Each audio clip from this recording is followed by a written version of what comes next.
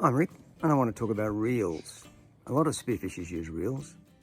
Some on a speargun, sometimes on a belt. I don't particularly like reels, and I'll tell you the reasons for that.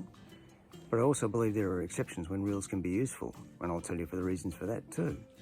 Of course, not everyone might agree with my views.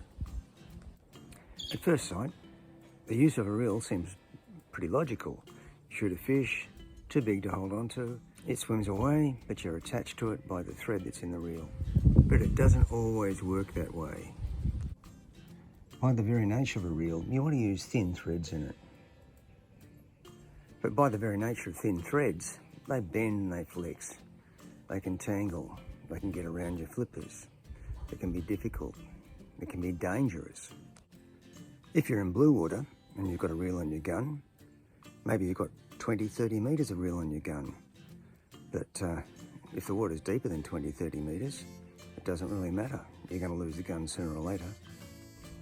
But the big problem with reels really is the fact that they can spool. If you put tension on the thread, it can go down amongst the lower threads and jam. And if the thread jams, it's really not much use to you. You might as well still have no reel at all.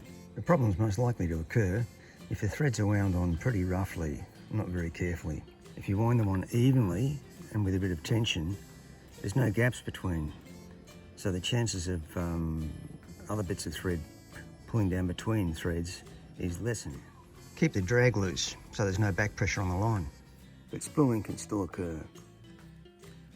Winding thread on neatly and tightly takes time. It's not the sort of thing you can do in the water. So if you shoot one fish on a reel, then you've got to redo it. It will take time. I recollect a formative experience. I shot a mackerel and I was sitting in a boat very carefully, putting the reel on, doing it nice and tightly and neatly. Meanwhile, all my friends in the water who had simpler rigs were throwing mackerel into the boat with me.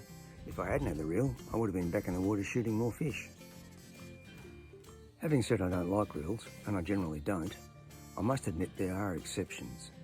In the Northern Territory, my friend Rick Tripp uses belt reels. This is because he dives a lot and wrecks in artificial reefs.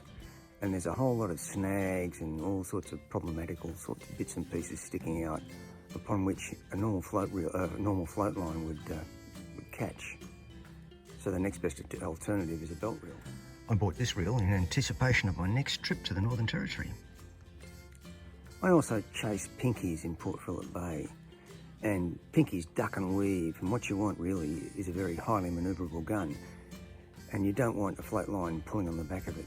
I normally use a drop rig. I anchor my float, then I go looking for the pinkies. But what happens in the strange and unusual occurrence of a king coming by? I can shoot it and it'll take off. And I might have trouble holding onto it without any sort of rig on the gun. So I reckon a reel on that sort of gun is a good compromise. It'll allow you to hold a king should you happen to shoot one, in the rare circumstance that you'd happen to shoot one. So I reckon reels have a function in areas where you're liable to snag an oil float line, or in places where you just don't want to tie a float line onto your gun. But as a general rule, I'd stay well away from them and stick with a normal tethering rig or a breakaway rig if you're after bigger fish.